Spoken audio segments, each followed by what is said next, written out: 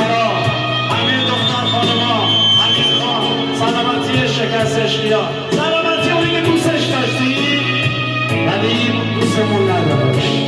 ایشون اگه عشق باشه پایدار باشه. همین